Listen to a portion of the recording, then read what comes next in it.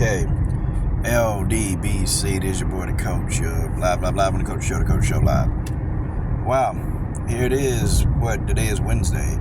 And still nothing from Jason Whitlock on Trent Dilfer. Now, y'all saw the scene where Trent Dilfer was, cussing out a coach on the sideline. Grown man, cussing him out.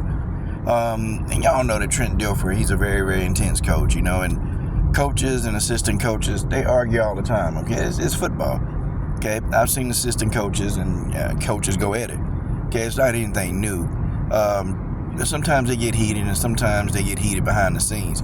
I know when I played football, our head coach sometimes would go off on an assistant coach. I mean, I've seen him do it.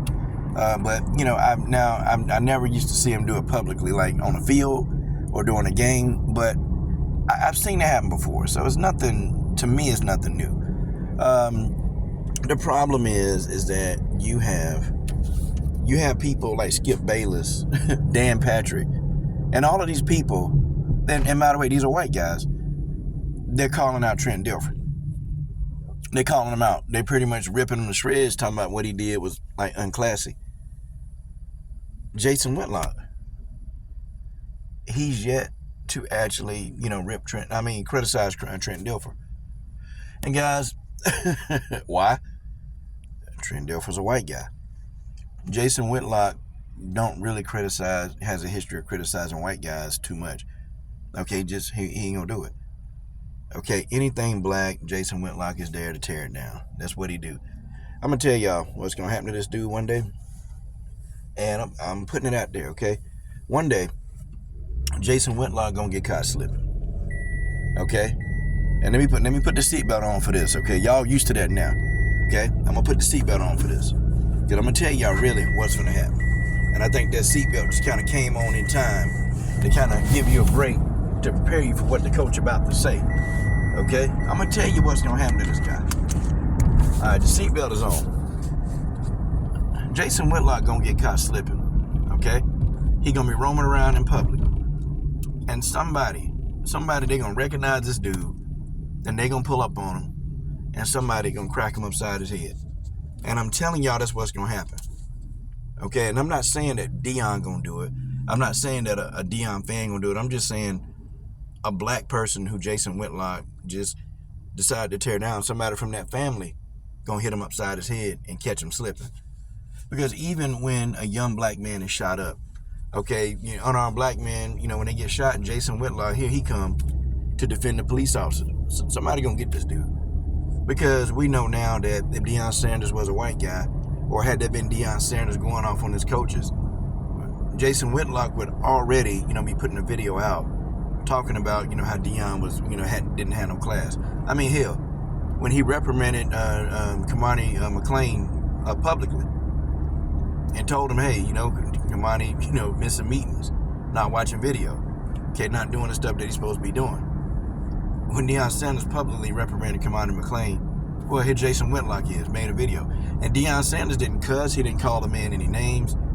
They pretty much said it professionally and said it in a way that either you like it or you don't like it, but he didn't cuss. He didn't call the man out his name. Trent Dilfer on the sideline calling the brother MF, getting in his face, calling him stupid, like yelling, screaming in his face, man, in front of all his players. Like, come on. And that was classy. See, the thing is, anything black, Jason Whitlock is just going to tear it down. They're going to tear it down. And I can't stand this guy. I can't stand him. I can't stand him. I can't stand what he is. I can't stand what he has become. If I ever see him in public, I'm going straight to his face.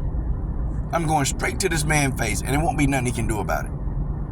If I ever see this guy in public, I'm going to tell him exactly what he is. And he can't get away from me because he can't move fast enough. I'm going to tell this guy exactly who he is.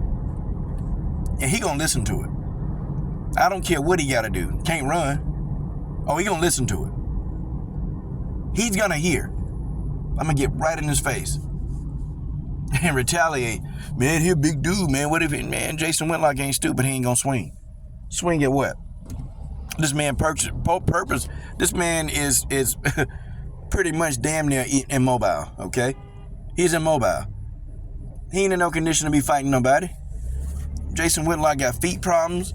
I mean, the man can barely move as it is now. He ain't gonna fight nobody. I'm gonna go right to his face and tell him what it is. If I ever see this guy, I mean, it's crazy, bro. It's crazy, like, dude, I mean, you might as well take some bleach and just go on and bleach yourself, because you definitely don't like anything black. And guys, it's evident. This guy ain't said nothing about Trent Dilfer, and don't tell me, he ain't seen what Trent Dilfer did. All the dude do is sit at home on his fat ass and watch sports all day. That's all he do. That's all he do is eat chips and watch sports all day. That's his routine. Guy don't have no life. Y'all don't have nothing going on outside of his YouTube channel. Nothing. All this man do is sit at home, watch sports, and criticize black people all day. And I'm not saying black people, we can't be criticized, but I'm saying if you're going to criticize us, let's just spread the wealth out. Let's criticize everybody that need to be criticized. Why black people just got to be singled out? That's what I don't get. Why is it the brothers who always got to get singled out? I can't stand this dude, man. I can't stand him. Any kind of black excellence, this guy, he is to tear it down. Like, for God's sakes, look at this dude. He says Serena Williams need to get in shape. And this woman who can play, 3 and 4 games of tennis, okay? Play 3 and 4 games of tennis at 3 to 4 hours a pop. This woman can damn near play tennis all day long. And Serena Williams need to get in shape? I mean, this dude he probably never played tennis because he don't know how grueling that the sport is. Serena Williams can play tennis for 3 hours straight. For 3 hours straight. That take a lot of stamina to do that. That take a lot of stamina to play somebody for six sets of tennis. It take a lot. He said, the girl need to lose, what did he say? She need to lose weight? She out of shape? Like, I'm sitting here laughing because I'm like, did this dude really say that? Like, is he playing or is he like playing? No, he was serious.